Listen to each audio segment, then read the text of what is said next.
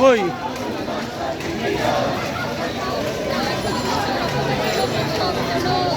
ঢাকা দিয়ে চলা কোনো রকম কোনোভাবেই আসলে নারী নিরাপদ না। আমি নিজে অনেকবার হ্যারাসমেন্টের শিকার হয়েছি, সেটা পরিবহনে হোক, সেটা রাস্তায় চলাচলের সময় হোক। ইভেন আমি আমার নিজের ক্যাম্পাসে, আমি নিজে ঢাকা বিশ্ববিদ্যালয়ের শিক্ষার্থী, আমি আমার ক্যাম্পাসে কখনো আমি মানে নিরাপত্তা পাইনি আসলে আমার পোশাকের জন্য। হ্যারাসমেন্ট যখন হয় আমার মনে হয় না হ্যারাসাররা কখনো পোশাকের দিকে তাকায়, তার আসলে দৃষ্টিটা পোশাকের ভিতরেই থাকে। এবার নারী যে পোশাকই পরে থাকুক, নিরাপত্তাটা আসলে সকল দিক থেকে সকল নারীর জন্য, সকল অবস্থার, সকল সাজ পোশাক দিয়ে যেমনই থাকুক না কেন সেখান থেকে বায়াস না হয়ে সবভাবে আসলে নিরাপত্তাটা নিশ্চিত করা দরকার। আমি যদি জানতে চাই যে আপনি তো বাংলাদেশের নাগরিক, তো আপনার যদি এই বাংলাদেশের নাগরিক হয়ে আপনার যদি মন চায় যে আমি রাতে একটু বাইরে বেরোবো, সেই সাহস কি আপনার আছে?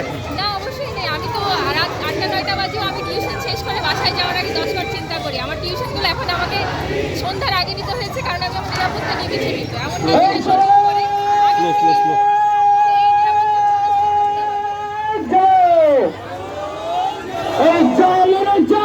এই পরিত্যাগ করতে হবে।